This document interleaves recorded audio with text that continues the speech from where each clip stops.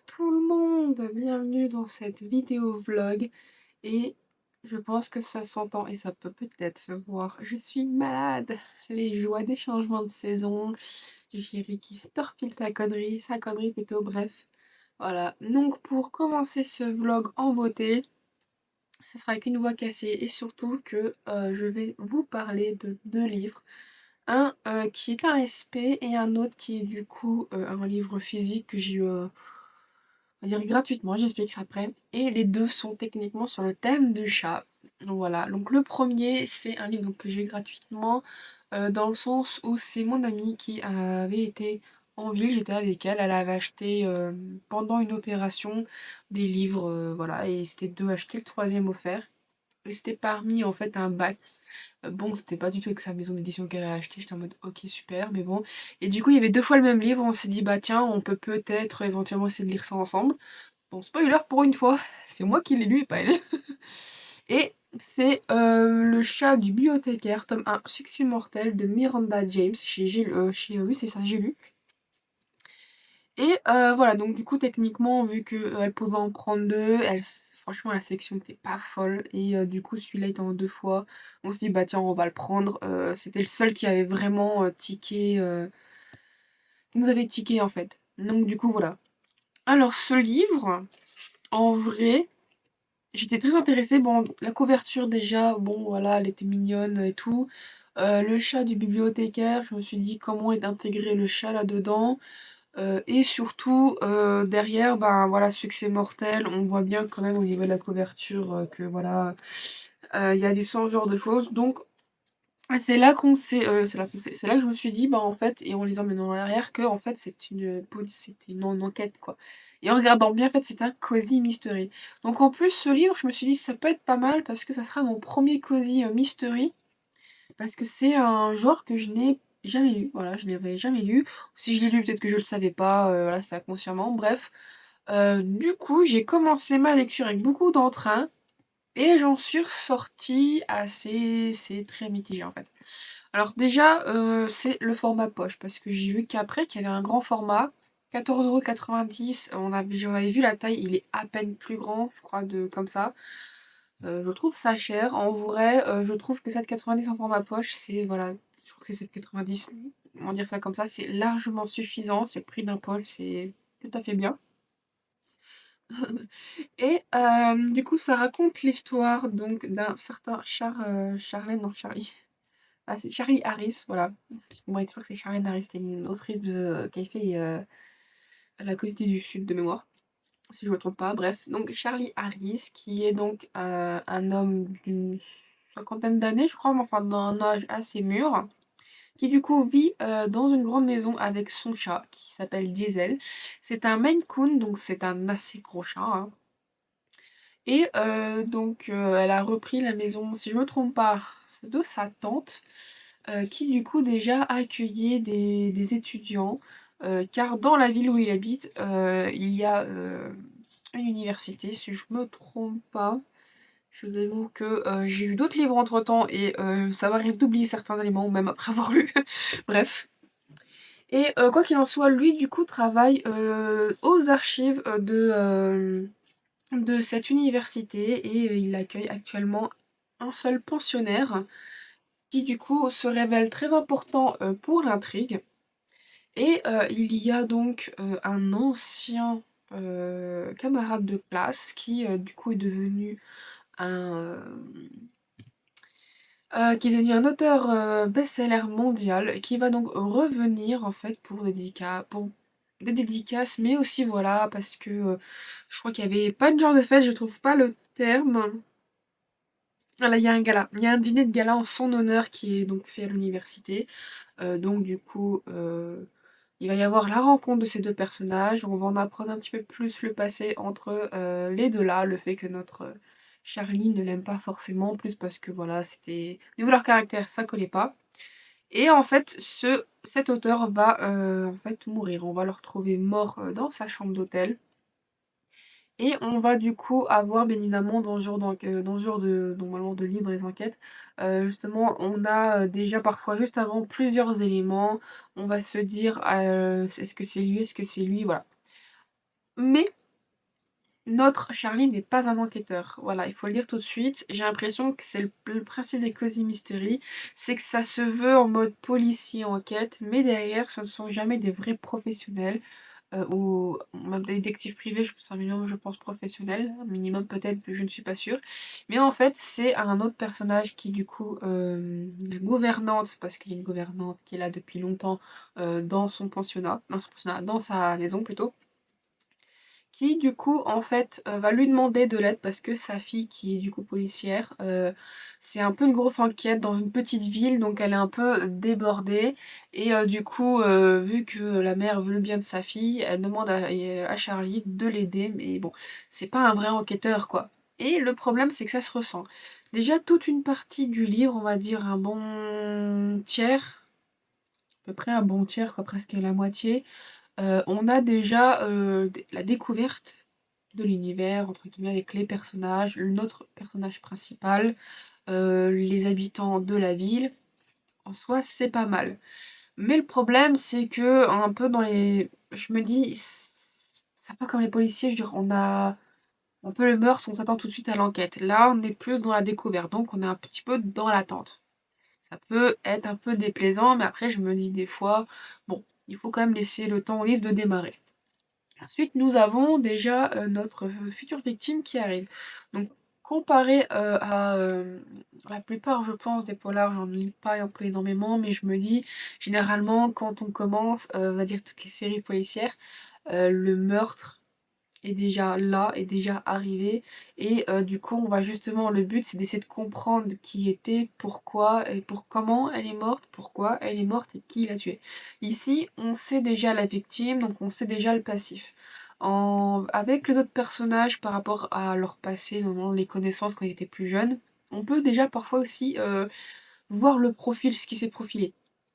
Dans le sens qui est profilé par rapport, voilà, ceux qui aiment bien, ceux qui s'aiment pas, qu'est-ce qui s'est passé, pourquoi ils détestent, bref, voilà. Donc déjà à ce moment-là, on a plein de choses qui se disséminent. C'est pas trop mal. Ça me fait penser un peu au Colombo. Je crois que Colombo, il fait à l'inverse. Je sais plus, j'avoue que je n'ai pas regardé vraiment. Donc je suis en train de débiter peut-être des conneries, même c'est sûr. Bref, voilà. Je vais plutôt revenir à notre livre. Et du coup, voilà, on suit Charlie, il y a tout ça qui se passe. On voit aussi dans son quotidien qu'il a mi-temps, à droite et à gauche. Et quand le meurtre arrive, là, on va d'un coup se rendre compte que, bon, ben, Charlie, voilà, il est quand même troublé. Pourquoi, du comment. Bon, je vais pas non plus tout dire parce que voilà, il y a quand même plusieurs personnages. Je me souviens pas forcément de leurs prénoms. Vous dire les fonctions avec deux têtes comme ça, vous en saurez rien, bref. Et donc c'est à ce moment-là que quand il commence à se poser des questions, que la gouvernante va lui demander, il va enquêter, mais on sent que c'est pas un professionnel. Il pose des questions comme si voilà, c'était quelqu'un peu de curieux à essayer de savoir, mais en même temps, comme il essaie d'enquêter derrière, ben la police, donc la policière se rend bien compte qu'il essaye, elle lui remonte les bretelles, mais comme la mère à un moment donné, ben, elle est pas loin parce que la policière vient toujours au domicile du Charlie, donc bon, bah, la mère est pas loin, parfois. Donc voilà, il y a un petit peu ce jeu, elle dit trop rien, elle le laisse un peu faire, même si voilà. Mais on sent que c'est vraiment pas son truc parce qu'il enquête un petit peu, parce que voilà, il a été posé la question, mais il fait sa vie, il continue sa vie. Parfois, il a des petits trucs, il donne l'info, mais sans plus. Et on sent que c'est plus, voilà, la vie qui fait que ça finit par résoudre l'enquête, quoi. Après, on apprend plein de choses au fur et à mesure. Ça nous décrit un peu plus aussi le portrait qu'était l'auteur, pas d'une moins bonne façon, mais il y a, en fait, on comprend qu'il y a deux facettes en mode dans ses livres, dans ses romans dans ses romans à lui qu'il écrivait, misogyne as fuck, pas possible, alors qu'en fait, c'est quelqu'un qui adorait les femmes et qui avait un très grand respect pour elles. Donc en fait, on se rend compte déjà qu'il y a deux aspects différents. Bref, quoi qu'il en soit, à la fin, bien évidemment, l'enquête est résolue. Ça m'a fait juste penser aux Hercule Poirot quand je regardais avec ma mère, où du coup, il met tout le monde dans la même pièce, et du coup, il raconte l'histoire Biduchette de comment que ça serait tué. Et le meurtrier est désigné, et puis voilà. La fin me fait vachement penser à ça, même si c'est moins, c'est moins dans le passé. Je sais plus, je crois pas que c'est à l'époque victorienne, mais je ne sais pas dans quelle époque ça se passe Hercule Poirot. Bref, voilà. Ici, ça sera vraiment plus 21e siècle, hein, bien évidemment. Donc bon, voilà. Je parle du nez. C'est incroyable, ça doit être un enfer. C'est un enfer à parler. Bref. Voilà. Donc, du coup, c'était quand même pas trop mal. Voilà, à vous raconter comme ça. Sauf que, déjà, je trouve que je m'attendais à un peu plus à une vraie enquête. Parce que, du coup, ça fait vraiment, genre, voilà, on lit que les papillons s'envolent, la vie elle se passe, ok, bon, je m'attendais un petit peu à plus. Le fait qu'il y a certains éléments dès le début, genre dès le début, on entend de ouais, faut le tuer ou un truc comme ça au niveau de quand il est dans les archives ou quand il entend pas loin dans les archives, mais à travers un mur, sur, parce que les bâtiments, voilà, mal faits au niveau de l'isolation. Je ne se pose pas plus de questions. Je me dis, on entend quand même deux personnes en parler. Est-ce que du coup, c'est par rapport aux histoires, dans le sens par rapport à l'œuvre que fait l'auteur? Est-ce que c'est des gens qui vont vraiment tenter de tuer l'auteur? Et le problème, c'est que à aucun moment on va en reparler. Même vers la fin, Charlie, on dirait qu'il a oublié cet élément. Voilà, c'est assez en fait, c'est vraiment, pas intriguant, mais c'est assez décevant sur ce côté-là. Voilà. Le fait que Charlie, des fois, mais comment dire? Pas bête, mais je me dis: «Mince, tu des éléments, tu peux pas faire le lien tout de suite». Je me dis surtout que s'il lit déjà des romans de polar, des trucs comme ça, tu devrais peut-être avoir une certaine logique, ce qu'il n'a pas forcément, et donc du coup ce qui est en fait assez troublant, parce que je me dis, mais il réfléchit un peu, surtout si tu es censé un peu enquêter. Autant des fois il trouve des bonnes questions, autant des fois non, il n'y a pas rien quoi. Donc bon, du coup voilà, donc c'était quand même assez long. Franchement pour un premier Cosy Mystery, est-ce que c'est bien ou pas bien? Dans le sens, c'était un bon. Est-ce que j'aurais dû commencer un Cosy Mystery par ça? Je ne sais pas. Mais bon, quoi qu'il en soit, c'était assez moyen. Aussi, le chat du bibliothécaire, je m'attendais vraiment à ce qu'il ait une très grande importance. Du style, le chat, on sent c'est qu'il a presque une réflexion humaine, en fait. C'est le mot le plus horrible à dire, humaine. Oh là là. Ah, ça parle vraiment avec le nez. Ou donc, il est censé, je me dis, vas-y, c'est le chat du bibliothécaire, c'est lui, il va faire une connerie, ça va attirer l'attention, donc du coup, ça va faire ah, bah on a trouvé, je dis n'importe quoi, moi, l'arme du crime, on a trouvé ci, il y a eu ça, et pas du tout, ça fait plus le chat qui accompagne le mec. Voilà, bon, grande star de la ville, très connue en même temps, voilà. Mais c'est tout, sans plus. Donc je suis un petit peu déçue, je me dis si ta série s'appelle Le chat du bibliothécaire, soit il est genre extrêmement intelligent pour un chat, on va dire ça comme ça, soit il y a quelque chose d'autre, donc ce qui fait que je suis assez déçue de ce côté au niveau du titre. Démarre vraiment très lentement. Bon, il m'a quand même donné envie au moins de jouer aux dents de citron parce qu'à un moment donné, il faisait parler des dents de citron. C'est vrai que j'ai regardé avant que je n'ai pas geeké. Je sais pas si ça vous intéresse ce genre de vidéo, mais bon, bref, quoi qu'il en soit, voilà. Le côté enquête qui est pas incroyable, franchement, je m'attendais à un peu plus. Peut-être pas un polar, mais bon, à moins ce côté, voilà, je vis ma vie, on attend que ça se passe. Franchement, c'est vraiment un truc qui m'a déçu. Donc du coup, je ne suis pas sûre de continuer vraiment la série. Si je la continue, c'est soit que je la trouve dans l'Amazon Kindle, et du coup, bah voilà, vu que je le paie, je me dis vas-y, on va voir ce que ça donne la suite. Soit peut-être qu'on me l'aura offerte sans que je la demande. Je vous avoue que je ne sais pas du tout. Donc voilà, du coup, c'est un 3 pour ce livre. Tester, franchement, voilà, si un jour il y a l'opération, j'ai lu qui arrive, ou dans votre Fnac, elle fait encore n'importe quoi, il fait n'importe quoi à l'opération comme chez moi, essayez de le prendre, je me dis ça coûte rien en soi, je veux dire c'est pas non plus une dépense supplémentaire, pour tester, faire votre avis. Voilà, je suis pas non plus déçue, je l'ai eu gratuitement en soi, mais bon, c'est pas non plus, ah non, voilà, je suis pas déçue, mais je peux pas dire aussi que je suis enjoyée. Je sais pas comment expliquer ça, mais bon, voilà. Donc bon, bref. Et l'autre livre concernant des minous, des minous, plutôt un chat, c'est Sous les moustaches, sous les moustaches de Stache de Scarlett. Oh, j'ai un trou de mémoire, je viens juste de le regarder en plus juste avant. Bref, bon, la couverture, il y aura le nom de l'autrice, où je l'écrirai, je suis désolée. Voilà. Donc c'est un livre que j'ai eu en SP, donc évidemment je remercie beaucoup, l'autrice, donc de m'avoir fait parvenir, son œuvre et c'est un livre assez sympa. J'aime bien certaines choses, mais d'autres j'aime moins. Alors, c'est un livre, donc qui va nous raconter les déboires amoureuses de Maxine. Maxine avec un N à la fin, pas Maxime. Je vous avoue qu'au début, je voyais Max, entre mon chat qui s'appelle Max et mon frère, j'étais en mode what the fuck, je pense à chaque fois à un garçon jusqu'à ce que ça arrive bien. Cette Maxine, en fait, ça fait 10 ans qu'elle est avec son conjoint. Elle s'attend à ce qu'il lui demande en mariage, mais en fait, il la largue.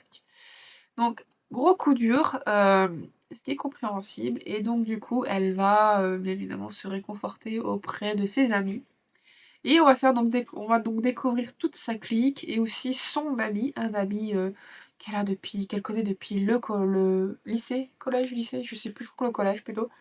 Voilà. Donc on va rencontrer toute sa clique. On va du coup aussi découvrir l'univers un peu pop geek qu'elle aime beaucoup. Donc il y a une très grande présence, même un peu trop. Donc du coup, je vais tout de suite commencer par le point négatif. C'est lourd. C'est très très lourd à lire, je trouve, dans le sens où euh, les références sont beaucoup trop présentes. Les présences de geeks, enfin, ça me dérange pas. Voilà, j'ai déjà lu, je dirais, par exemple, un Noël avec un geek de Amanda Bile. Il y a la présence de jeux vidéo auxquels j'ai connaissance. C'était pas lourd, ça arrivait bien. Là, je trouve qu'ici, toute la référence pop culture ou même du monde existant, c'est lourd. Il n'y a pas quelque chose qui vient naturellement. Donc, il y a donc toute pop culture un peu années 80-90, genre Sailor Moon, des trucs qui font référence à la Super NES, ce genre de choses. Moi, c'est des choses que j'ai pas vraiment connues. Mes parents n'avaient pas forcément l'argent, on n'avait pas d'argent, donc j'ai pas connu Super NES, ce genre de choses. Moi, j'ai vraiment commencé à connaître les jeux vidéo, peut-être PS1, voire plus PS2, il y a encore. Bref, quoi qu'il en soit, c'est pas le sujet. Euh, Il y a les références à certains mangas. Donc j'ai parlé de Sailor Moon, mais on a d'autres, mais là j'arriverai plus à m'en souvenir. Voilà. Il y a aussi des références, quelques jeux vidéo, donc les plus connus du style Mario et tout. À un moment donné, il y a des références à des grandes chaînes et c'est juste lourd. Et je me dis, je m'en fous en fait où tu vas. Par exemple, ça va pas avec son ami, ils sont dans la voiture, il lui dit ça va pas, t'as une fringale, est-ce que tu veux te commander des snacks au Burger King? J'ai des couronnes, utilise-les. Je sais pas, moi dans le récit, je me dis, bon, c'est vrai que des fois utiliser des éléments du réel, ça permet de mieux ancrer l'histoire et donc d'être un peu plus dedans. Cependant, il y a déjà énormément de références avant. Je crois qu'il y avait d'autres références encore à d'autres éléments existentiels, mais ça m'a pas vraiment percuté à ce moment-là. Mais là, ça m'a percuté parce que j'étais en mode, je m'en fous que t'aies un BK en vrai. Je me dis, tu peux pas dire, ah, t'as une fringale, si tu veux. Je sais pas, moi j'ai des. Si tu veux, on passe à un fast-food ou un truc comme ça. À la limite, ça se passerait mieux que ouais, je vais à un BK quoi. Avec mes couronnes aussi. Je sais pas, moi personnellement, je trouvais ça lourd, c'était pas agréable. Là aussi, il y a un peu un countdown.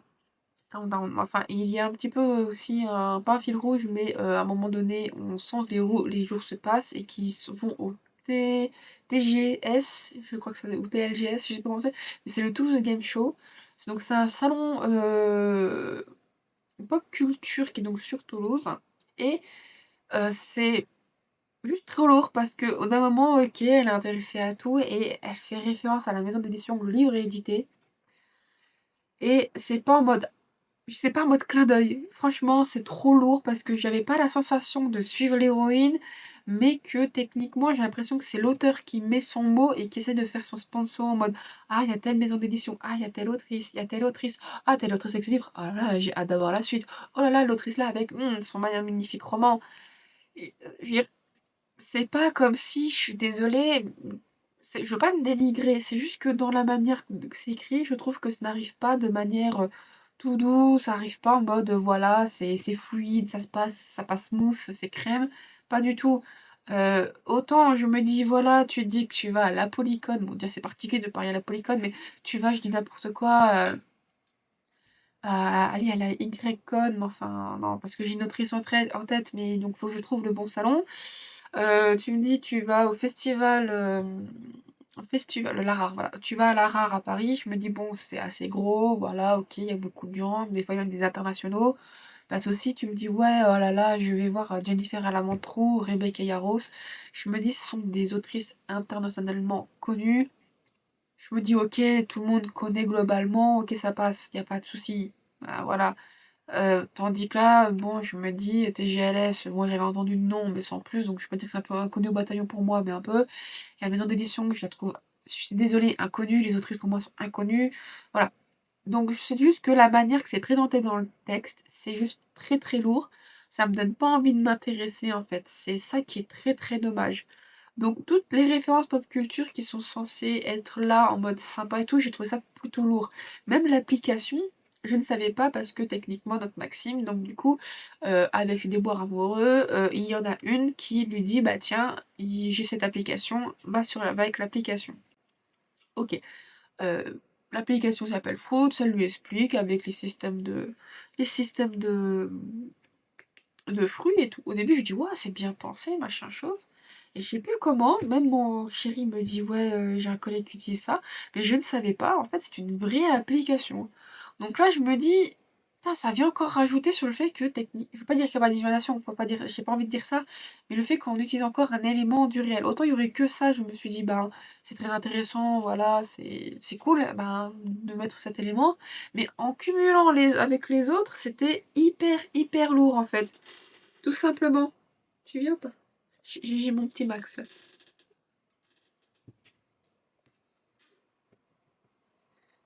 Et voilà, un Max.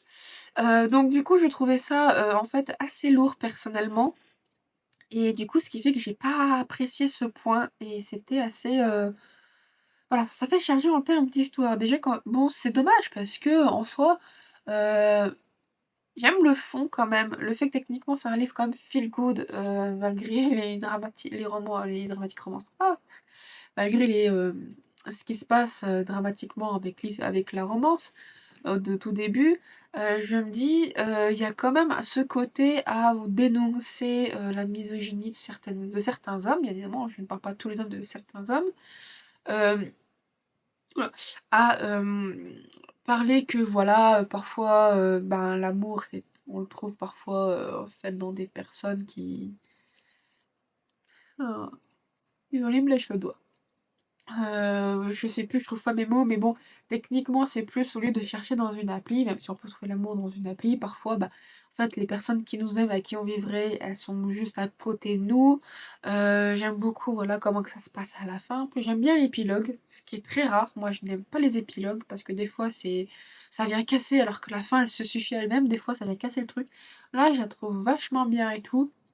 Donc du coup, c'est un peu dommage. Il y a un truc que j'ai pas aimé, c'est Eustache. Donc c'est le chat. Je sais pas que j'ai pas aimé le chat. C'est que, après, je ne sais pas si c'est à cause du numérique. Mais des fois, on est de son point de vue, ce qui est pas mauvais. Mais il a des réflexions trop humaines, je trouve, ce qui est pas intéressant. Pas qui est pas intéressant, c'est que des fois, je sais pas, ça casse quelque chose dans le récit et c'est très bizarre. Et de temps en temps, d'un coup, on est du point de vue de quelqu'un, donc de Maxine, et on est du point de vue de Maxine, et d'un coup, en italique, on a le chat qui se met à parler. Donc déjà, je me dis, le récit, est-ce qu'il est raconté par le chat? Si oui, c'est vachement chelou qu'il connaît des choses alors qu'il n'est pas présent. Sinon, je trouve que c'est très perturbant narrativement d'avoir le chat qui se met d'un coup à te parler, quoi. On va faire un petit peu, je vais pas dire en mode omniscient, mais je sais pas, la manière comme ça, de d'un coup, à parler pour dire qu'il parle, je sais pas. C'est pas narrativement intuitif. Je trouve que c'est très déconcertant. Moi, plusieurs fois, je me suis dit, merde, est-ce que c'est ma liseuse? Il y a quelque chose. Ah, le chat est à ce moment-là, j'ai loupé quelque chose, donc bon. Voilà. Donc ce livre était très moyen, malgré une histoire d'amour que j'ai trouvé très sympa, parce que du coup, c'est mon premier Friends to Lover. Je savais pas j'avais pas fait attention que c'était un Friends to Lover. Voilà. Malgré que fait, voilà, il y avait quand même de choses mises en avant. Le fait que le chat, voilà, était là, la manière dont le récit il arrivait, c'était relativement lourd. Les présences aussi de de références qui existent, au lieu de juste dire, voilà, comme je dis avec le BK, lui dire un fast-food, c'est trop lourd. Le clin d'œil, mais gros comme un camion sur la maison d'édition, malheureusement, ça vient juste pas smooth. Voilà. C'est malheureusement pas une très bonne note. Je lui mets un 3, ça reste moyen. C'est en mode, si vous voulez découvrir, voilà, je vous le conseille bien évidemment. Si après vous voulez pas tenter le coup, allez lire autre chose. C'est sûr que je suis pas en mode en train de vous le revendiquer, voilà. C'était deux livres quand même très différents sur le thème des chats. Et j'aurais voulu quand même qu'ils me plaisent plus en dehors du côté chat parce que je me suis dit autant le premier, voilà, c'était un Cosy Mystery, autant le deuxième, le côté feel good aussi. C'était un feel good, Friends to Lover, voilà, romance, je sais pas. J'ai pas été si charmée que ça, mon très grand regret. Alors que bon, il y a quand même quelques trucs qui étaient sympas. Il y a même un personnage secondaire, limite, que j'ai bien aimé et que j'aurais voulu presque qu'il ait son propre livre. C'était la sœur justement de l'ami de notre Maxine, qui du coup en fait a un problème, on dirait, à vouloir avoir une relation. Et on comprend qu'elle finit par en avoir une, même si elle veut pas forcément pas accepter le fait, mais oui, se rendre compte à une relation. Et en fait, le mec avec qui elle est, j'aurais bien voulu avoir pour voir justement ce changement. Peut-être aussi un petit peu plus à connaître le mec avec qui du coup elle est tombée amoureuse et le découvrir que voilà, de ce point de vue qu'on a là. C'est voilà, c'est mon avis, c'est peut-être pas sûr forcément que j'aurais lu le tome 2 au final si je n'ai pas aimé ce tome. Donc bon, bref, voilà. Donc malheureusement, c'est deux tomes à 3 étoiles. Voilà, normalement, j'espère hein, que dans ce vlog, il y aura d'autres livres qui vous seront présentés et qui remonteront la note. Je verrai bien. En tout cas, je vais vous laisser là et je vais aller me reposer et me soigner déjà me boucher. Bref, voilà, à toutes!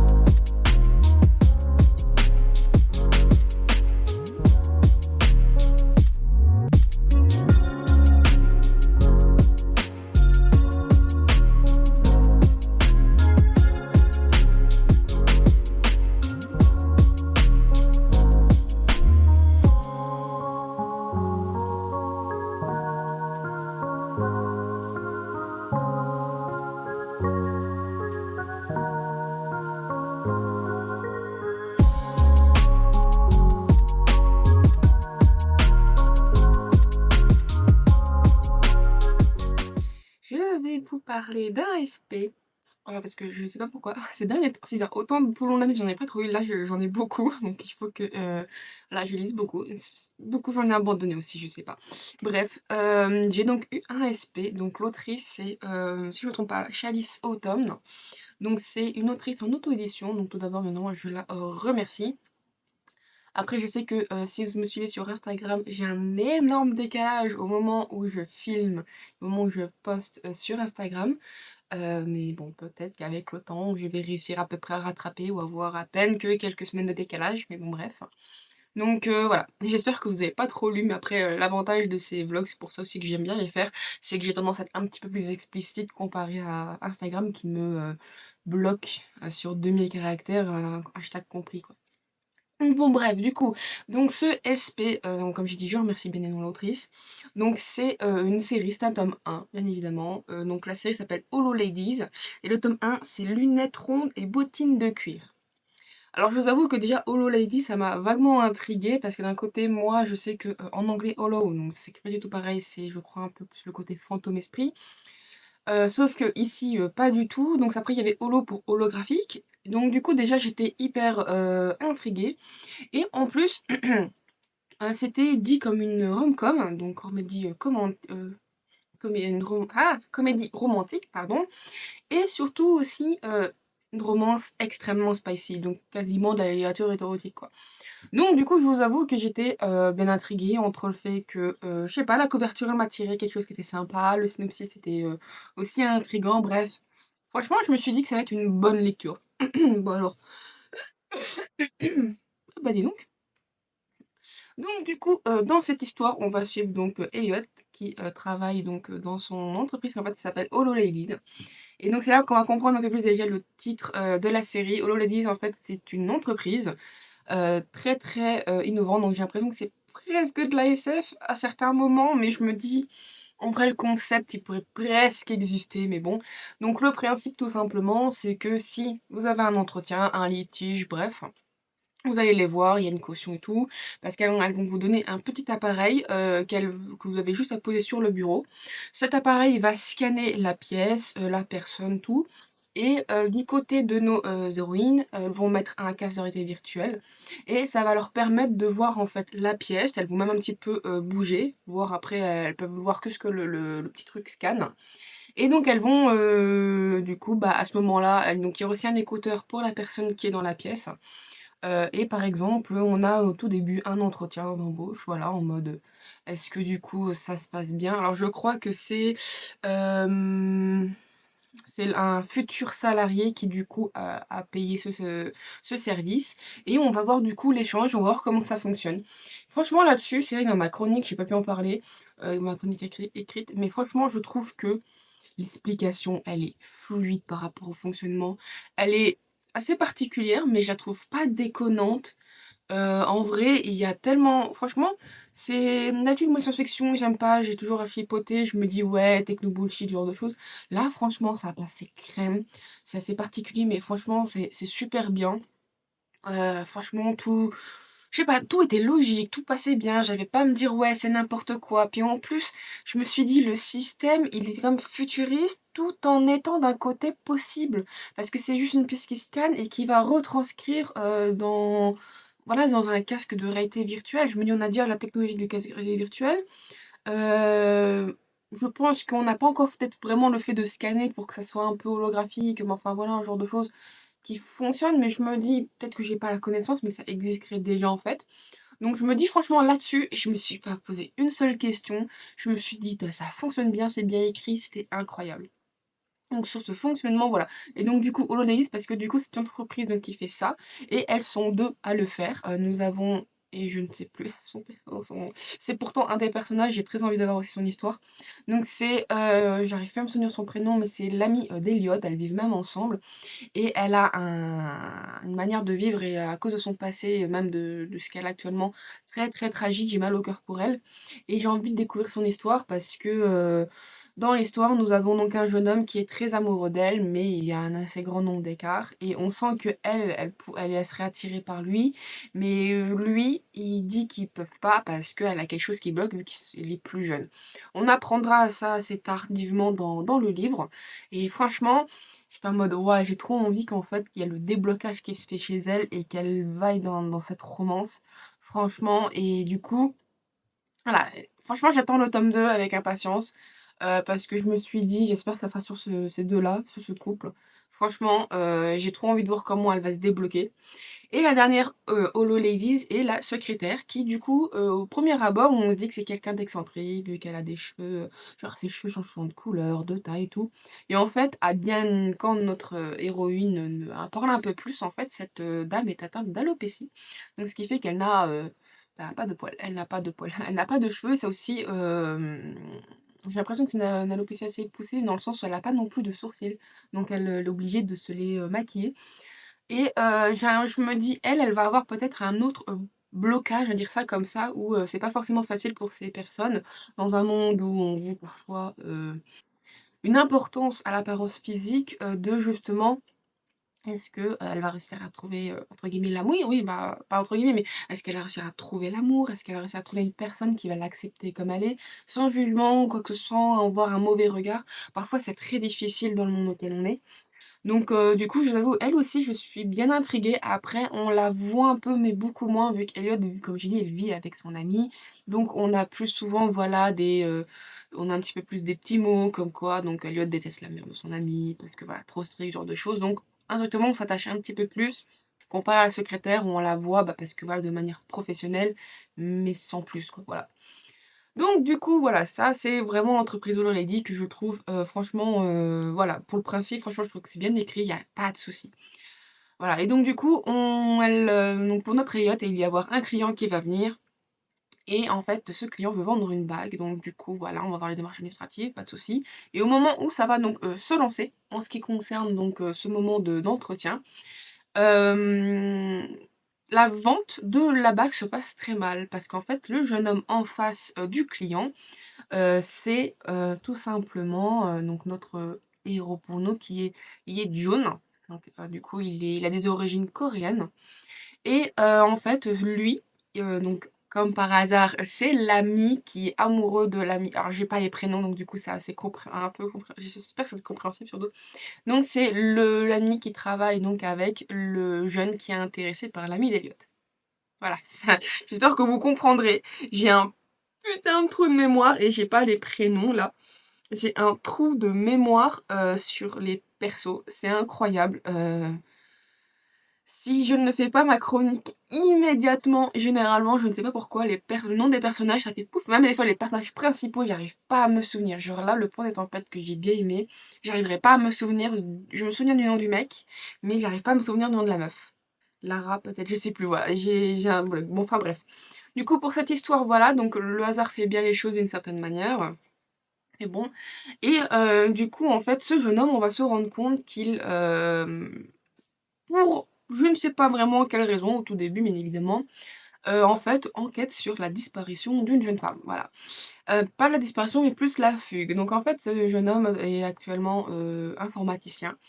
Heu, voilà, Hello Lady, en fait, a un logiciel. C'est un jeune homme qui l'a conçu, et qui, du coup non, il l'a même pas forcément conçu, mais du coup, il vient parfois intervenir, en plus comme il est amoureux et le Jun, du coup, lui, il vient plus parfois pour la maintenance auprès d'autres. Donc, en fait, son pote, il peut créer non pas il crée des logiciels, genre de choses à des clients qui en ont parfois besoin et une fois que c'est créé, il a tendance à ne plus y toucher. C'est du coup son pote, Ye-Jun qui relève. Donc du coup, Ye-Jun est plus en contact avec les clients en général. C'est lui qui va aller venir pour dépanner et autres. Et du coup, en fait, il était, chez une dame, assez pompeux et on voit qu'il y a un petit malaise, mais bon voilà. Et en fait, pendant la réparation, elle lui dit: ma fille a fugué, ah là là», elle s'inquiète et tout. Et en fait, au fur et à mesure de l'histoire, de pourquoi il se met d'un coup à enquêter, à essayer de la chercher, c'est tout simplement parce qu'il avait une petite sœur, si je me trompe, c'est une petite sœur, non, une grande sœur. Une grande sœur, je dis n'importe quoi. Il avait une grande sœur qui, du coup, en fait, est tout simplement morte d'un accident de voiture. Et souvent, quand il y a un mort d'accident, il y a toujours un peu des messages avant, quoi que ce soit. Et en fait, il s'en veut de ne pas l'avoir retenu, de ne pas avoir répondu à ce message. Donc, il y a cette responsabilité de la mort, en fait. Et en fait, donc, la disparue ressemble un peu à sa sœur. Et du coup, comme il y a une ressemblance, comment dire ça, il prend en charge de soi, enfin, il se croit responsable, ou il prend plutôt la responsabilité, comme elle lui ressemble, il va absolument la retrouver, ce genre de choses. Et donc au fur et à mesure, voilà, il va essayer de trouver des indices pour y arriver. Donc après cet entretien houleux, donc du coup, ils vont, finir en fait par se rencontrer parce qu'elle déjà ça a foiré son truc. Hem, du coup, le jeune homme qui est venu pour, passer, pour utiliser les services de Lolady n'a pas rendu, ses affaires, donc elle voudra les récupérer. Elle voudra un petit peu, voilà, après aussi prendre connaissance de Ye-Jun parce que tout simplement, il lui a tapé dans l'œil. Voilà, elle lui a tapé dans l'œil. Pour Ye-Jun, on comprend qu'en fait, la femme, donc Elliot, c'est son crush de jeunesse, donc je trouve ça assez incroyable. Donc voilà et du coup là, on va dire la thématique, c'est que ils vont rester ensemble au tout début parce que elle a un côté logique et lui permet d'avancer dans l'enquête que lui avait un petit peu de mal à essayer d'avancer. Donc il y aura un petit peu ce jeu de Watson et Sherlock. Donc elle, ça sera plus Sherlock et lui Watson.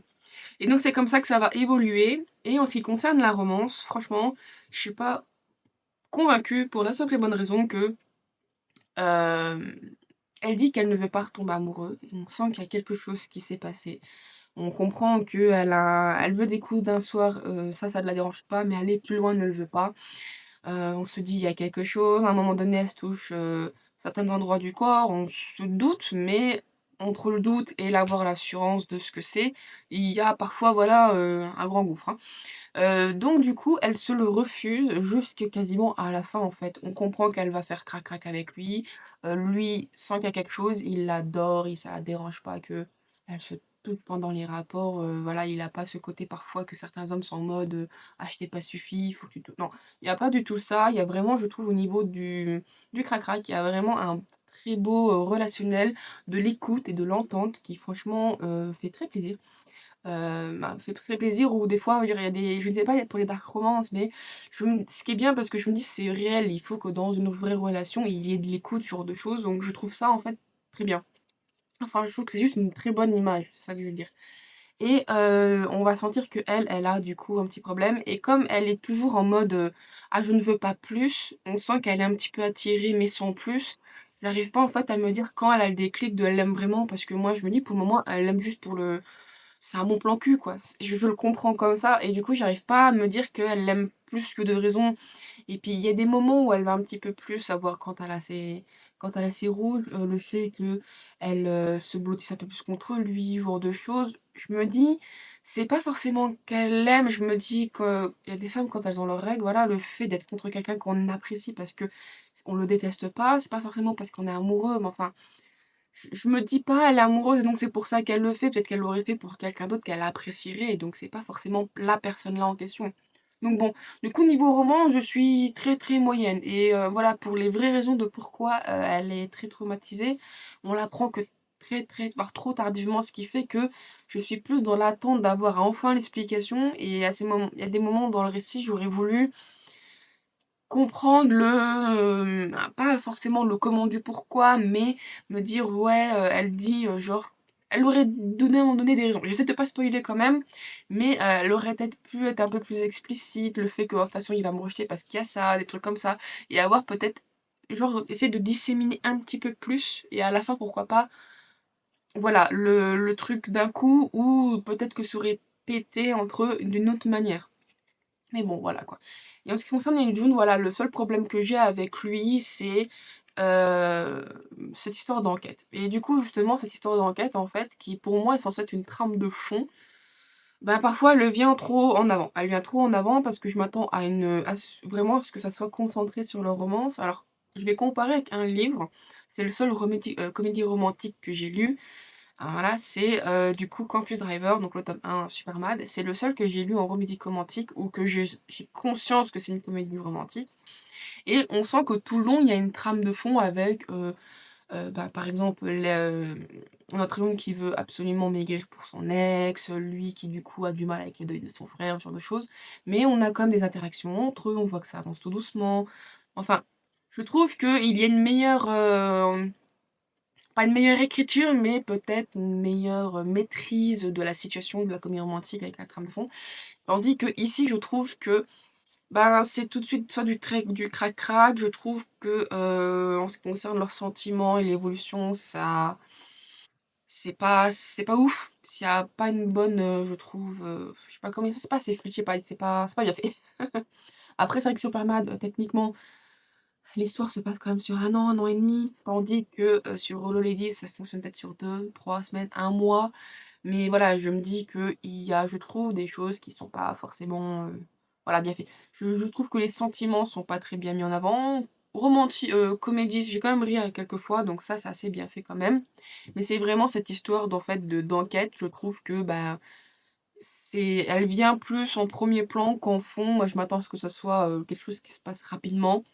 Ah, donc je pense que ça aurait peut-être pu, écrire, plutôt en mode une romance un peu policière ou peut-être un peu cosy mystery, je crois que c'est comme ça les cosy mystery. Parce que là, en vrai, en cosy mystery, je pense que ça aurait très, très bien fonctionné. C'est une mini enquête et en plus, je trouve que, bah, elle fonctionne bien. C'est pas un meurtre, rien, c'est sur une personne qui fugue. Franchement, en vrai, ça aurait très bien fonctionné en Cosy Mystery pour ma part, hein, parce que c'est, 2 pélos, là, qui, connaissent rien, qui font juste par des trucs logiques. Parce qu'elle a des connaissances, ça peut permettre d'avancer. Donc chacun met son petit sel et qui permet d'avancer donc dans l'enquête. Puis en plus, franchement, elle est pas mauvaise en plus l'enquête, parce qu'à la fin, on quand ils retrouvent, quand il y a tout ce qu'il faut, il y a une explication de pourquoi, elle a fugué, pourquoi même la mère de pourquoi son comportement envers sa fille et franchement, je la trouve juste géniale, en fait. J'adore la morale qui est mise dedans. Franchement, j'essaie de pas être trop explicite, mais la morale, elle est incroyable. Les raisons sont juste totalement humaines et justes. Ce qui arrive de nos jours, franchement, c'est juste trop bien. Et je pense que peut-être on l'aurait plus vendu en tant qu'une, comme, pas comme une remédie, ah! Une rom-com, mais plus comme un cosy mystery, peut-être que ça aurait mieux fonctionné, peut-être que j'aurais peut-être un peu plus apprécié, voilà. Mais bon, globalement, franchement, c'était une bonne lecture. Je crois qu'ils ont, bah, vu que c'est de l'auto-édition, la plupart du temps, ils sont dans l'abonnement Kindle. Donc si vous avez une Kindle, franchement, allez-y. C'est, pour moi, du coup, j'ai mis 3 étoiles parce que c'est moyen. Ah oui, c'est vrai qu'il y avait un autre point, mais j'expliquerai après. C'est franchement quand même une assez bonne lecture. Voilà, je trouve qu'en termes de, relations, il y a des petits plus qui pourraient être faits. Un petit peu plus, avoir meilleur relationnel, avoir peut-être une meilleure, démonstration des sentiments ou si elle ne veut pas qu'on le voit, qu'on ait des explications et qu'on le sente. Ou s donc du coup, voilà. C'est des petites choses qui font que ça aurait peut-être pu ne ça aurait été quand même compliqué pour moi d'avoir des coups de cœur, mais au moins déjà de le passer peut-être plus en 4 étoiles, en mode: «Ouais, c'était vraiment une bonne lecture, c'était un bon ressentiment», que là où du coup, ben, moi, l'enquête, c'est censé être plus une trame de fond, finalement une trame principale. Les sentiments, voilà, comme j'ai dit, ils sont pas assez bien, donc bon, voilà. Et un autre point, je sais que je chipote, je tatillonne, c'est que notre héroïne bourrée fait des piercings. Bon, déjà, je me dis franchement, ça elle a été vraiment chargée et sa pote, elle se fait un tatouage. Déjà, je me dis: «Bon, je suis tatouée et percée, la première chose qu'ils disent, c'est pas d'alcool, pas de médicaments». Donc tout ce qui permet une mauvaise cicatrisation et fluidification du sang. S'il y a trop de sang, c'est compliqué pour eux. Donc déjà, je me dis franchement, je sais plus c'est quoi la ville en plus où ils sont. Je crois pas que c'est Paris, mais je me dis franchement, c'est qu'ils ont vraiment trouvé un putain de schlag pour qu'ils acceptent de leur faire un piercing et surtout elle, un tatouage, alors qu'ils sont bourrés. Donc je suis en mode: «Bon, franchement, ça existe, hein, d'être des tatoueurs perceurs qui n'ont, parfois aucune, je veux dire aucune race, mais qui n'ont aucune, comment on appelle ça? Déontologie. Je crois que c'est ça. Ça doit être ça, aucune déontologie. Mais bon, passons. Et du coup, notre héroïne s'est fait des piercings au téton, voilà. Donc du coup, j'ai fait des recherches parce que voilà et il s'avère quand même que c'est un des endroits en tant que femme les plus sensibles et normalement ça met entre 9 à 12 mois en ce qui concerne la cicatrisation. Évidemment, quand on a des piercings, on n'a pas le droit aux bains, aux piscines, ce genre de choses.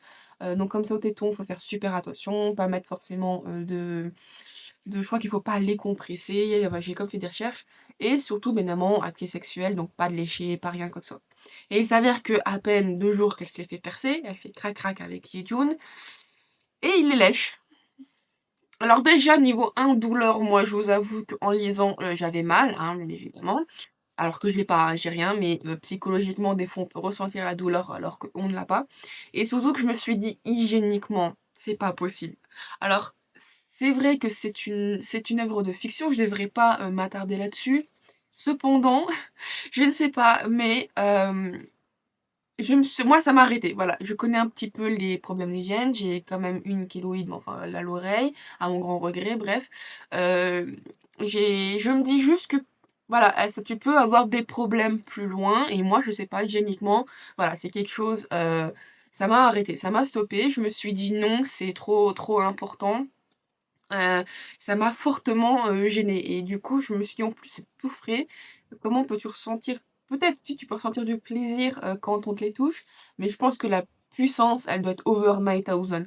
Surtout qu'elle a ses règles un petit peu après, j'ai vu qu'il faut, genre, si elle a les seins qui deviennent sensibles avec ses piercings, je pense qu'elle doit pas être en mode: «Ah c'est douloureux», non, non, elle doit être en souffrance. Je sais pas moi perso, peut-être que je serai en souffrance, mais voilà.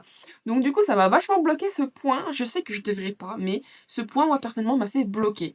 Donc je ne sais pas en ce qui concerne pour son amie, quand elle aura je sais plus si elle s'appelle Charlie, je crois pas qu'elle s'appelle Charlie, je sais pas pourquoi je bloque là-dessus. C'est quelque chose.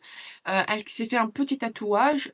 On voit de temps en temps qu'elle le touche. Bon, il faut pas toucher et bon, c'est pas dit, mais je sais qu'il faut hydrater son piercing. Il faut hydrater son tatouage, voilà. Donc bon, peut-être parce que j'ai un peu connaissance là-dessus, mais bon bref, voilà. Du coup, j'ai un petit peu tatillonné entre guillemets. Je suis désolée. Mais bon, quoi qu'il en soit, en dehors de ces points, si vous n'êtes pas aussi tatillon que moi sur certains points, ça peut être peut-être un coup de cœur, ou au moins une très bonne lecture, voire une moyenne lecture. Franchement, si vous n'aimez vraiment pas, ça peut arriver. Voilà, ça peut arriver, tout simplement.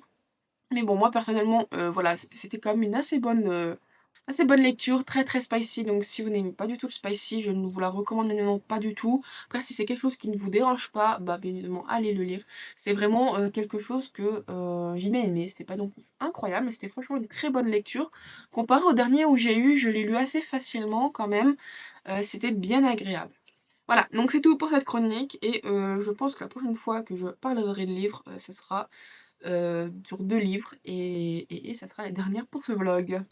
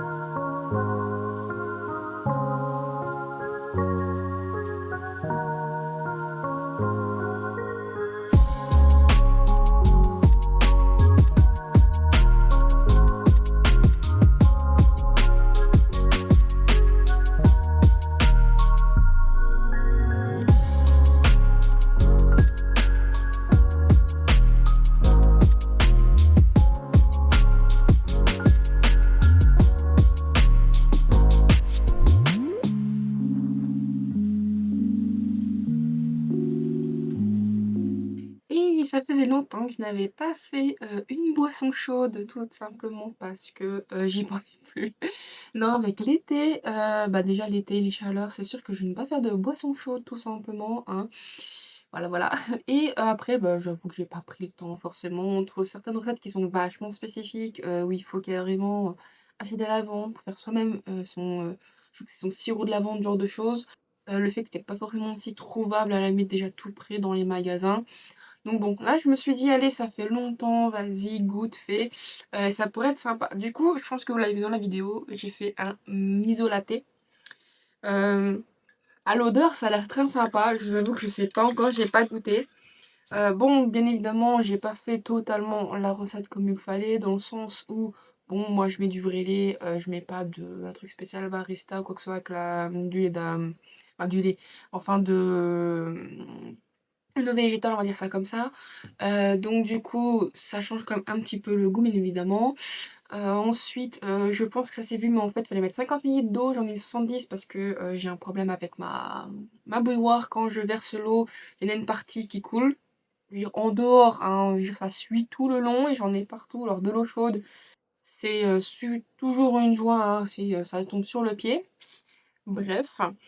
Et en ce qui concerne le miso, en fait, le miso, c'était mon fond de miso. Du coup, ce qui fait que je n'ai peut-être pas exactement les 2 cuillères à café. J'ai directement pris ma cuillère à soupe et j'ai fait comme ça. Donc peut-être que c'est soit tout juste, soit peut-être pas assez ou éventuellement trop, mais je doute qu'il y ait trop vu qu'en plus c'est 2 cuillères bombées. Donc voilà. Par contre, dans la recette, ils disent de mettre dans de l'eau bouillante, ce que moi, personnellement, je ne recommande pas du tout. Je fais, assez souvent assez souvent, quand je fais en fait une recette spécifique, c'est pour ça que j'ai mis d'eau en soi, ils disent de ne pas, justement mettre dans de l'eau bouillante, de baisser le feu quand je dois le mélanger avec autre chose.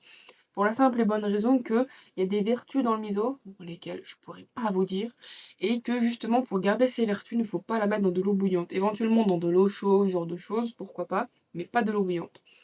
Bon, en plus, c'est très très compliqué, pas compliqué, mais c'est assez chiant, entre guillemets, à diluer le miso. Je vous avoue que au fur et à mesure du temps, je mélangeais, il restait quand même des petits morceaux. Bon, voilà, j'espère que les prochaines fois que je réutiliserai ce petit sirop, si c'est bon, ça sera un petit peu plus dilué, mais bon, voilà, j'ai pas trop le choix. Donc voilà, après, je n'ai pas non plus fait chauffer dans une casserole, faire monter le lait en mousse. Je vous avoue que c'est bien pour des photos, pour des vidéos assez esthétiques et tout. Mais bon, en vrai, là, vous voyez pas, je compte pas faire faire de photos, hein, comme j'ai dit. Surtout que même si pour faire une photo, si j'arrive pas à la prendre correctement, ça a aucune raison. La mousse, j'en profite pas forcément. Personnellement, je kiffe pas ça. Il y a, c'est bien, il y a pas, je vais pas m'embêter à en faire une spécifiquement. Moi, ce qui m'intéresse, c'est vraiment le goût de la boisson. Et puis, bon, mettre dans un verre et tout, voilà, c'est vraiment de l'esthétique en fait, hein. Voilà, moi j'ai dans ma tasse, je vais boire dans ma tasse et puis basta quoi. Bon, c'est parti, je vais goûter.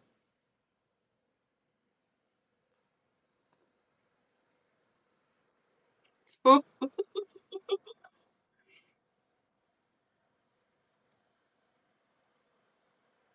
alors c'est spécial, c'est très très spécial.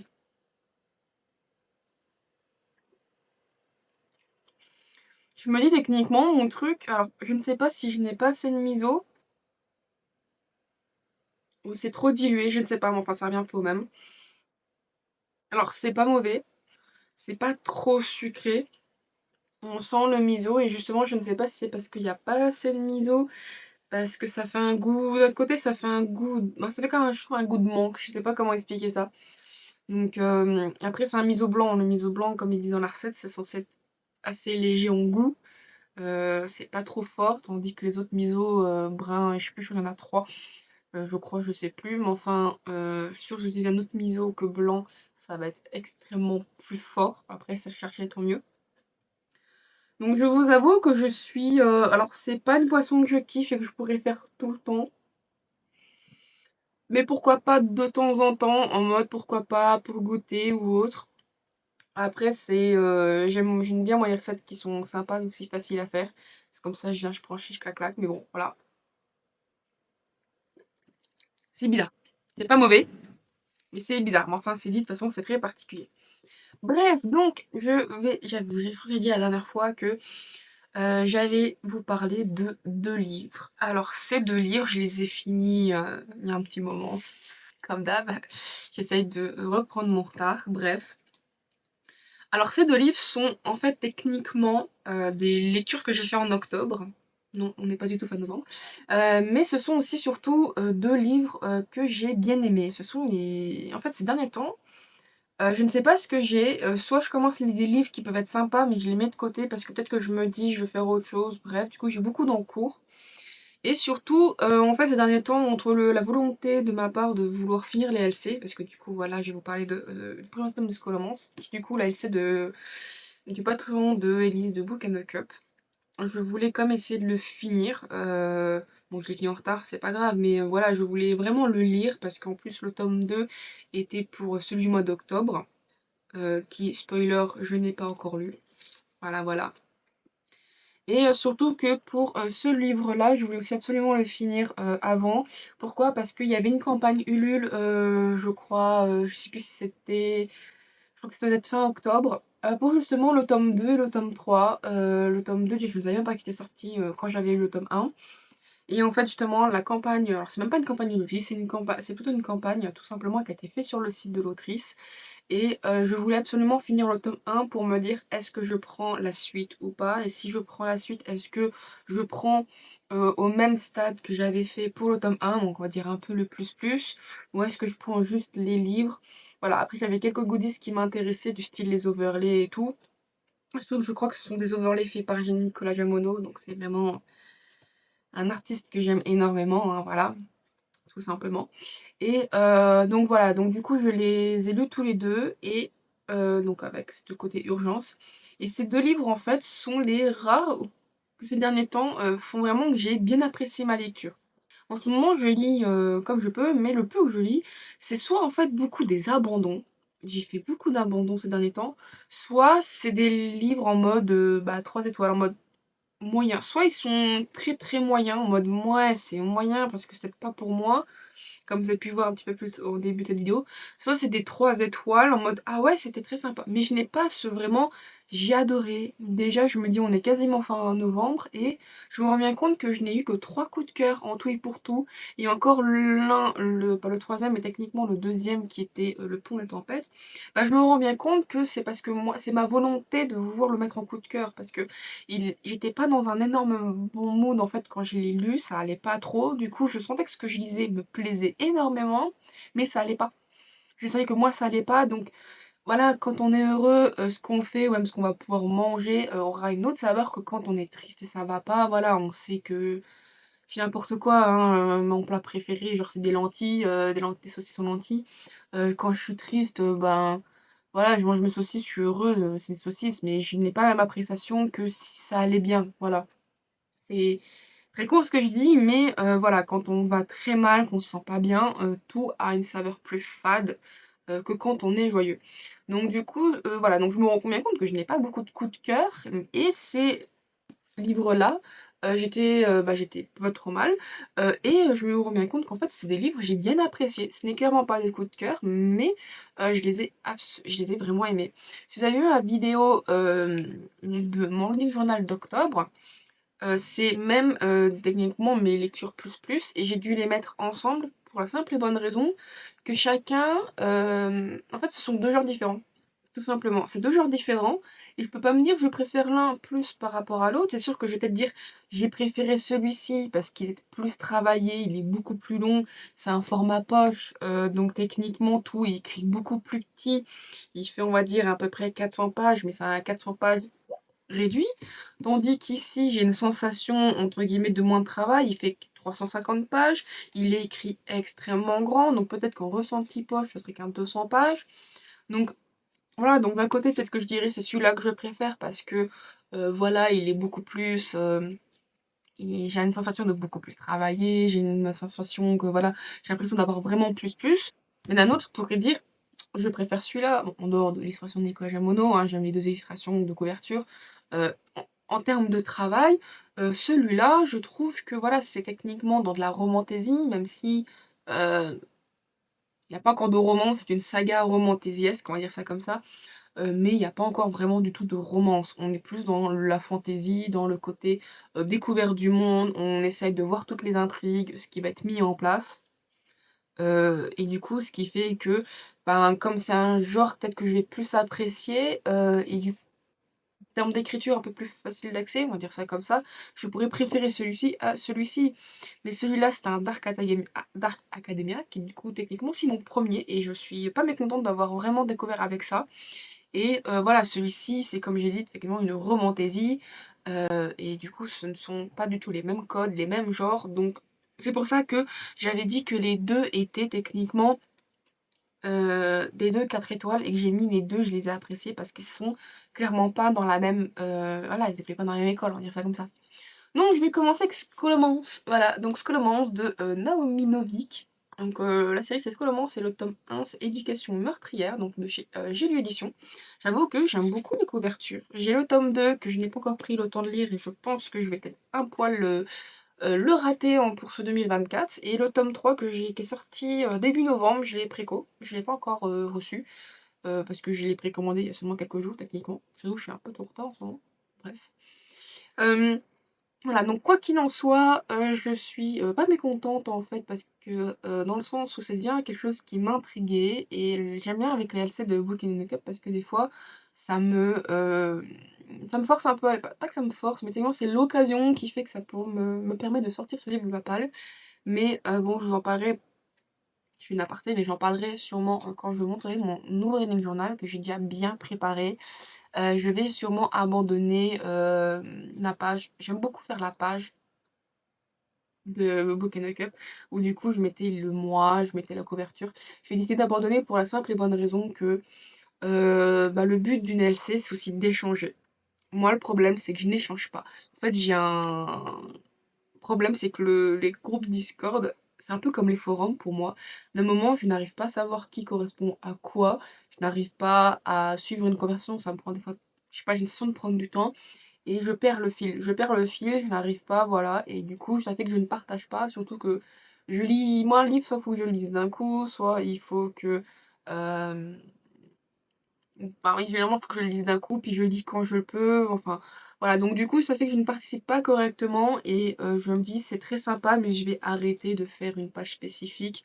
C'est un choix, peut-être que je vais le refaire. Et surtout que l'autre raison, c'est que bon, cette année, ça a été globalement été, mais je me dis quand même, la moitié du temps, je ne participe pas parce que je n'ai pas les livres ou je n'ai pas envie de les lire. Voilà. Euh, cette année, je sais plus, je crois que l'année dernière, il y en avait un peu moins, mais cette année, voilà, la moitié des livres, c'est de la chance, j'avais dans ma palle et je voulais les lire. Mais sinon, l'autre moitié, je ne les lis pas. Voilà, donc je me dis, ça n'a pas trop d'intérêt. Je pense peut-être que le principe, je vais le garder. J'aimerais bien ouvrir mon propre Patreon, mais bon, je ne suis pas de la même trempe que Elise. Donc bon, bref, du coup, je sais que j'ai un Discord qui est préfet, mais pas totalement encore publié. Bref, quoi qu'il en soit, voilà. Donc ce côté LC Patreon est fini. Mais pour parler de ce livre, franchement, bah, c'était une bonne découverte. On va donc suivre Galadriel, qui du coup en fait arrive dans est obligée en fait d'aller dans cette école. Au début, je comprenais pas pourquoi. Il y a des choses, j'avais beaucoup de mal à comprendre au début. J'ai dû même aller voir sur internet, c'est par rapport au mana et au je sais plus, il y avait mana et autre chose. Et en fait, moi, j'avais pas compris qu'en fait, il y avait. C'est parce qu'en fait, moi, il y a le bon mana et le mauvais mana. Le bon mana, il est là, il utilise la magie et tout. Tandis que le mauvais mana, il est là. Bon, en dehors de cette blague, en fait, il y a le mana qu'on va avoir nous-mêmes. Par exemple, le fait de faire des pompes, le fait de coudre ou ce genre de choses, on va techniquement produire un petit mana en plus qui pourrait être utilisé. Ensuite, il y a le mauvais mana, c'est justement par exemple tout objet et être a du mana en lui et on peut lui voler. Mais techniquement, on détruit aussi l'objet qui est derrière. Et ça, techniquement, autant sur des petits objets, ça peut aller, mais quand on commence à attaquer des êtres vivants, là, on est considéré comme techniquement un mage noir. C'est ce qui est strictement interdit. Il y en a qui l'utilisent bien évidemment, mais ce n'est pas forcément légal. C'est pas bon de l'utiliser. Et donc du coup, on apprend qu'il y a des bestioles. Je sais plus comment elles se nomment, voilà, j'oublie assez vite, hein. Donc il y a des bestioles qui, justement, en fait, viennent et en fait on veut ce mana et vont donc pas tuer les humains, mais tuer, on va dire, les sorciers. Donc c'est pas exactement les termes, mais je pense que pour une meilleure compréhension, ça sera mieux qu'utiliser ces termes. Et en fait, il y a une période dans la vie d'un de ces sorciers, c'est justement quand il ne maîtrise pas forcément sa magie ou que voilà, ça se découvre, il est le plus facilement attaquable. Je crois que c'est justement à peu près à la période d'adolescence. Et donc, il y a quelqu'un qui s'est dit, bah tiens, je vais faire une école, donc ça s'appelle la Scholomance. Et ils mettent du coup les étudiants ici, et voilà, c'est Hunger Games. C'est littéralement essaye de finir tes années comme tu peux. Déjà, ça permet à ce que du coup, globalement, la plupart des bestioles, elles aillent dans cette tour. Ça permet techniquement d'avoir moins d'attaques sur les autres sorciers. Bon, du coup, ça s'est bien expliqué quand même dans le livre, ça j'aime beaucoup. Et donc, on va suivre notre Galadriel, donc on va le surnommer Gal, si je me trompe pas. Donc dans cette école, et techniquement c'est la première année. Je crois que si j'ai bien compris, on reste quand même 5 ans là-dedans. Et là techniquement elle est à l'avant-dernière année. Et je sais plus si c'est 5 ans, c'est un peu moins. Bon, ça fait déjà comme quelques temps, hein. C'est pas non plus une newbie, mais elle n'est pas à la fin, elle est justement en... C'est l'avant-dernière année, et donc on va la suivre. Donc l'année a déjà commencé, on est pas au tout début. On la suit, je crois, à peu près un mois ou deux, quelque chose, mais je trouve que bah, le récit, il est long, mais en même temps, il est court. Franchement, ça se sent pas et j'ai beaucoup aimé. Et donc, on va la découvrir justement ses déboires, le problème, le fait qu'elle a de la magie. Pas de la magie noire, mais on sent que et il y a des trucs qui font dire qu'elle est très dangereuse. Mais c'est quelqu'un qui, malgré voilà, son envie d'utiliser cette magie parce que tout le monde lui chie à la gueule, elle en a ras le cul, bah, que justement, non, elle utilise quand même le peu de magie qu'elle a en elle, elle fait que des choses, on va dire, bien.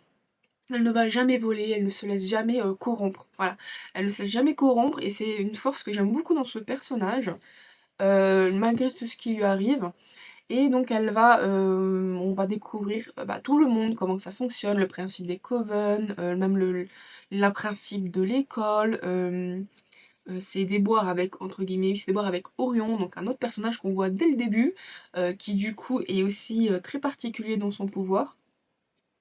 Et franchement, voilà, donc on va la suivre, essayer de survivre et tout. Et franchement, ben, il y a des moments normaux, bah, normaux, des moments calmes et tout, c'est explicatif et tout. Puis après, on revient à des moments où c'est Bagdad, c'est le bordel et tout, il y a ça, machin chose. Et je trouve que ça avance tout doucement et ça monte bien en tension jusqu'à la résolution et tout. Et franchement, c'était vraiment une très bonne découverte.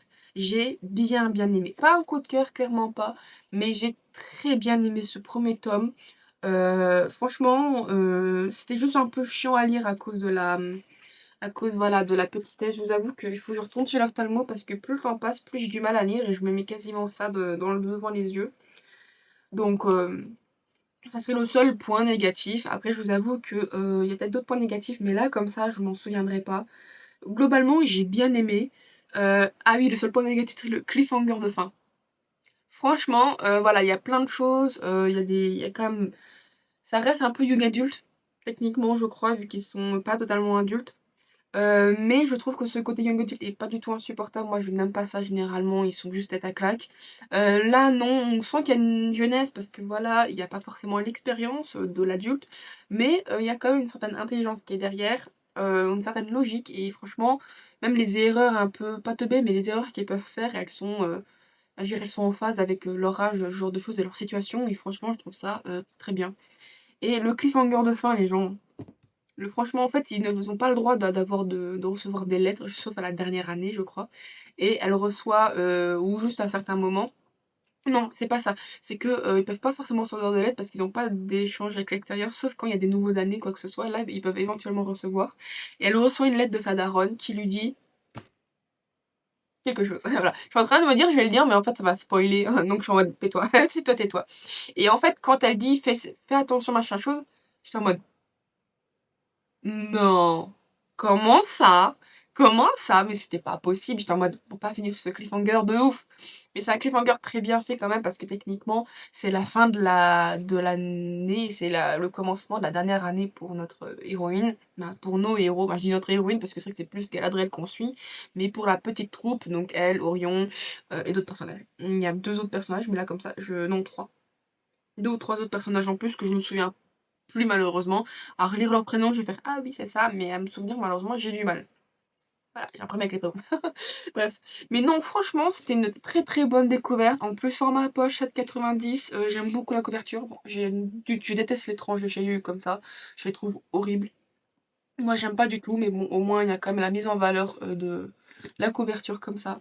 Et franchement, c'était vraiment une très bonne découverte. Je vous le recommande fortement pour tout aussi bien découvrir le Academia, découvrir la plume de l'autrice. C'est fluide, ça passe bien. Franchement, c'était super. C'est pour ça que j'ai mis un 4 étoiles. Euh, voilà, c'était pas totalement un coup de cœur, parce je sais pas, voilà, j'ai beaucoup de mal à avoir des coups de cœur, peut-être que je suis chiante au final, c'est vrai que je me pose des questions, mais franchement non, je me suis vraiment laissée emporter, c'était très bien, et voilà, donc je vous recommande si vous voulez tester.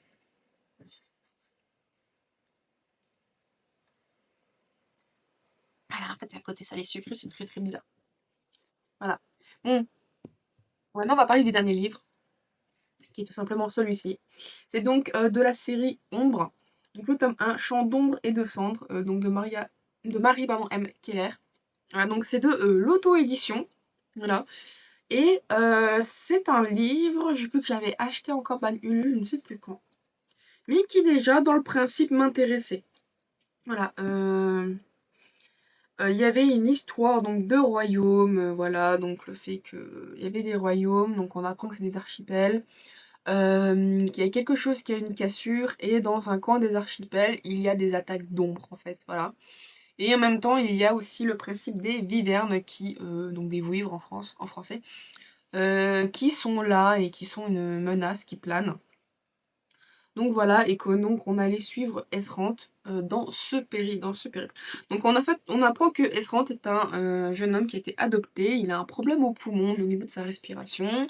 Avant d'intégrer totalement une école, il va avec son frère adoptif, parce que du coup son frère adoptif, c'est de Valence je crois, je ne sais plus, Valaren,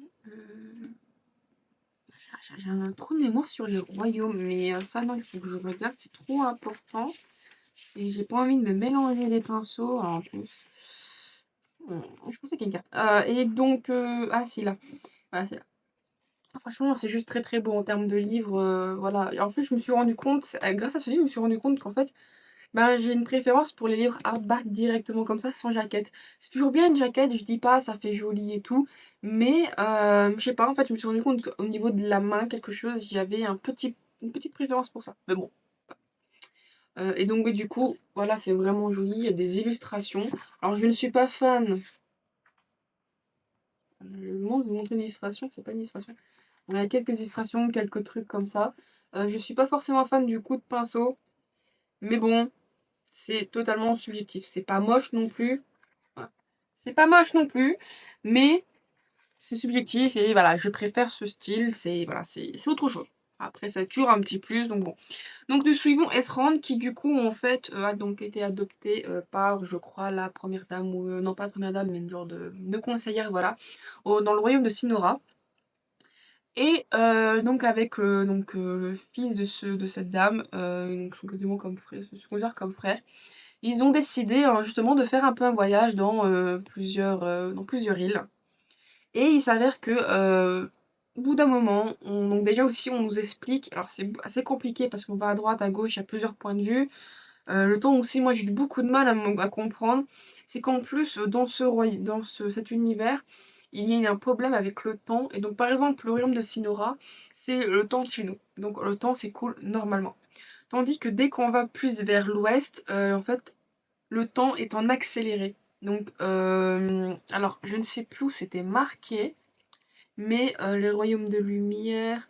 euh, alors je ne sais plus, ce que j'aime bien c'est que de temps en temps c'est coupé par des explications, genre un carnet qui explique les vivernes ou qui explique le passé, le rapport. Ah bah là, super. Frise et temporalité temporelle. Donc le cadran 1 qui est considéré comme par exemple Asinora, on est en an 46. Cependant, même si Asinora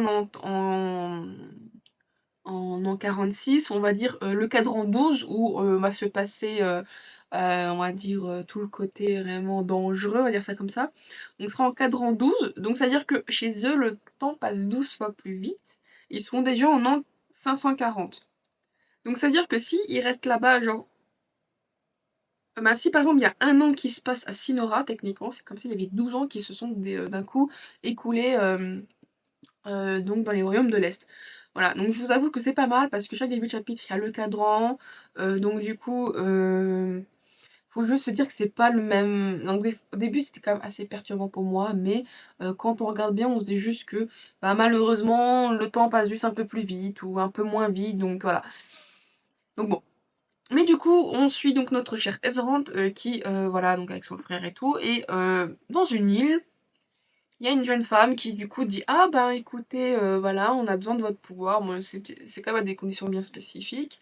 Et du coup, ils finissent par le suivre et en fait, c'est là qu'ils se rendent compte que la personne en question qui leur a dit de venir, c'est une Westane.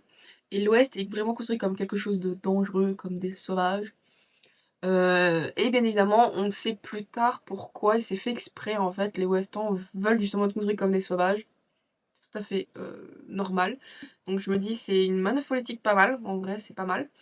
Et donc du coup, nous avons donc Esrand qui va tout faire pour essayer de se barrer. Donc voilà, mais elle y va faire la contre je sais plus si c'est la Reine Rouge, c'est pas la Reine Rouge. Il fait la rencontre d'une personne en particulière. Et en fait, à ce moment-là, c'est là que tout commence aussi à avoir un déclic qui va faire la rencontre de cette personne. En fait, il y a un prologue au début, et ainsi en mode qu'est-ce qui se passe et tout, et en fait, en ayant son point de vue, on va finir par comprendre tellement de choses. Voilà, donc c'est un peu compliqué à vous expliquer parce que j'ai pas envie de trop vous spoiler. Il y a énormément en fait de choses, de manœuvres politiques. Voilà, donc Esrand va fait techniquement, il est plus ou moins retenu prisonnier, il peut trop rien faire, pas courir, mais techniquement, la dame qui nous a demandé de suivre va lui donner un peu le nécessaire pour qu'il puisse en fait mieux respirer que ses poumons. Il va se rendre compte que bah, elle a des remèdes. Voilà. Euh, voilà, il va se rendre compte qu'il est plus ou moins berné, mais en fait, le problème, c'est que on va se rendre compte, bien évidemment, qu'il y a un jeu de vrai-faux. Donc, souvent dans ce genre d'œuvre, voilà, c'est assez classique, je trouve, d'une certaine manière. Il y a ben, t'es dans un royaume, on veut contrôler un peu la population, ce genre de choses, on va leur endoctriner une idée, quelque chose. Et bien évidemment, quand ils vont ensuite dans le royaume en question, ben, il y a l'endoctrinement qui est en mode bah non, c'est comme ça, bah non, c'est comme ça, à vouloir rester fermé dans ce qu'on leur a appris, alors que techniquement, ce qu'on leur a dit, il y a peut-être un peu de vrai, mais il y a beaucoup de faux aussi, et il faut réussir à casser ça pour que techniquement le personnage change. Donc ça passe souvent par euh, la perception de soi en mode ce qu'on m'a raconté, c'est du mensonge, qu'est-ce qui se passe, voilà. Bon, ça c'est classique parce que il n'arrive pas du tout dans ce tome et je pense que ça va arriver dans les tomes plus tard. Voilà. Et du coup, ce premier tome, en termes de romance, c'est zéro. Si vous attendez à avoir de la romance dans ce tome, c'est zéro. Il y a de l'explication, peut-être sur des âmes sœurs, ce genre de choses, mais il n'y a en aucun cas de la romance. C'est une série, c'est un peu comme Le Prince Cruel, où je sais que moi, niveau romance, j'étais déçue. Au niveau romantaisie, je lui ai mis zéro limite. Pourquoi? Parce qu'on m'a dit, ouais, c'est de la romantaisie, la romance et tout. Non, c'est une saga où la romance arrive au fur et à mesure. C'est la saga qui fait que c'est romantaisie. Donc comme pour celui-ci, ça sera sûrement la saga qui fera romance. Là, pour le moment, on est plus dans de la mise en place d'intrigues, la mise en place de l'univers. Personnellement, j'ai un peu vu bon, je pose mon pion là, je pose mon pion là, je pose tel truc là, je pose tel truc là. Donc ce qui fait que ce premier tome, ce que je vous reproche, c'est bon, là, celui présence zéro de romance, mais surtout que ce tome, il est là vraiment pour poser les bases de l'univers, poser les bases de l'intrigue, en mode regardez ce que c'est Ombre, il va y avoir ça, ça, ça, ça, ça. Après, à partir des trois quarts vers la fin, comme déjà tout a été posé dès le début, on est en mode bon, on a tout qui est placé, maintenant on a chaque fois des infos en mode ok, il y a ça comme info. Ce qui fait que bah, là, par rapport à la base qui a été posée, on se dit oh là là. Je sais qu'il y a plusieurs fois, il y a des moments où j'étais en mode non, et dans le sens où on a d'un coup tout un paragraphe en mode révélation de ouf qui t'arrive dans la tronche, et t'es en mode ah ouais, non, et du coup, je trouve que ces paragraphes-là, il y a vraiment un côté regain, et du coup, bah, comme on a déjà les bases qui sont posées, ça vient rajouter un petit peu plus sur les bases et sur l'avancement. Donc du coup, à la fin de ce tome, j'étais en mode, mais comment que ça va se passer? Est-ce que du coup, Ezrand va réussir à pas ouvrir les yeux, mais est-ce que du coup, il va moi, je vais essayer de pas trop spoiler, mais on va dire voilà, par rapport à la situation, est-ce qu'il va ouvrir les yeux, entre guillemets, est-ce qu'il va découvrir, est-ce que machin, voilà. Donc ce premier tome, je trouve que son seul défaut, voilà, c'est entre le roman, c'est vraiment beaucoup trop posage de base. Ça peut peut-être gêner des gens. Moi, personnellement, ça m'a un petit peu gêné parce que j'étais vraiment en mode, bah j'attends que ça se passe, je lis, ok, d'accord, j'ai ça comme info. Donc voilà, il y a quand même qu'à partir à peu près, je crois, de la moitié quand il va vers l'ouest-end, il y a encore que les bases sont posées. Après, le seul truc quand même qui peut être aussi chiant, c'est qu'il y a assez beaucoup de points de vue, ça va à droite, à gauche, on revient. Ça peut être un peu gênant, mais bon, sans plus. Voilà. Mais je vous le recommande fortement. Franchement, c'était vraiment une bonne découverte et il est très prometteur. Je ne sais pas, je crois qu'il y aura 6 livres parce que du coup, alors hop là, euh, il y a un système de champ de pierre qui du coup fait que c'est unique. Parce que voilà, il y a des cailloux. Alors, je vous avoue, j'ai des cailloux. Il y a d'autres cailloux. Techniquement, il y a un principe avec les cailloux. Je vous avoue pour le moment, alors à moins que je suis bête, mais je n'ai pas encore vu ce principe des cailloux là-dedans. Mais je crois que c'est spécifique à chaque île. Et c'est plus les vivernes qui le ressentent. Et vu qu'on n'est pas encore beaucoup avec les vivernes, je pense que c'est quelque chose qui prendra vraiment place et qui se verra plus par la suite. Voilà. Et donc du coup, voilà, donc en fait, chaque mois, il faut aller voir juste le Instagram de l'autrice et elle partagera en fait, voilà, le tome 1 pour ce mois-ci, c'est telle pierre, le tome 2 ce mois-ci, c'est telle pierre. Mais en fait, quand vous lisez le livre, donc moi personnellement, et le mieux, je pense, c'est de noter la pierre en question une fois que vous l'avez lu. Ça va vous donner un champ spécifique et normalement qui est unique. À moins que dès que vous avez le livre, vous le commencez directement et vous le finissez au bout de 3 jours. Si tout le monde fait ça, je pense que oui, vous allez avoir le même champ de pierre. Mais si vous ne lisez pas forcément en même temps, bref, voilà. Normalement, c'est ça unique. Après, il y a toujours une possibilité, hein, un film, certes, mais il y a une possibilité que voilà, vous ayez tout le truc. Donc voilà, alors, du coup, je ne sais pas par contre si vous l'avez à chaque fois, à chaque achat. Moi, je sais que comme j'ai dit, je l'ai eu dans la campagne Ulule, voilà. J'ai eu plein d'autres de petits goodies, des petits stickers, j'ai eu quelques artworks, ce genre de choses. Donc voilà. Du coup, franchement, voilà, c'était une très très bonne découverte en termes de romantaisie. Voilà, dans la catégorie romantaisie. C'est très sympa. Juste attention, si vous attendez à de la romance, c'est pas du tout pour le moment très présent. On a bien des notions d'âme sœur, ce genre de choses. Mais c'est pas tout de suite, tout de suite. Je pense vraiment que je sais pas par la suite. Ça va être beaucoup de la mise en place, d'enjeux politiques, connaissance du monde. Voilà. Donc franchement, c'était une très bonne découverte. C'était vraiment très sympa. Et j'ai hâte de lire la suite. Du coup, c'est comme je vous l'ai montré, mais c'est prévu en 6 tomes. Et du coup, le tome 3, je vais le recevoir au mois de janvier. Et je pense qu'elle va peut-être écrire le tome 4 en même, au courant 2025. Donc, ce sera pas une série finie tout de suite, tout de suite. Donc voilà. Donc c'est tout pour cette très longue vidéo vlog. C'est vrai que c'est des choses que je prévois très très mal. Je devrais filmer à chaque fois, mais je ne prends pas le temps. Voilà, donc c'est aussi ces moments où je peux faire un peu de blabla. Voilà, voilà. Donc j'espère que cette vidéo vous aura plu. En tout cas, je vous remercie d'avoir regardé jusque-là. Bien évidemment, dites-moi dans les commentaires si vous êtes d'accord avec moi ou pas, hein, de mes avis, si vous avez aimé, si vous avez lu ces livres ou pas du tout. Quoi qu'il en soit, comme d'hab, hein, le pouce bleu, le petit commentaire, mais enfin, suivre ma chaîne, tout ça, Instagram. Bref, je vous remercie beaucoup. Portez-vous bien et à la prochaine. Bye bye.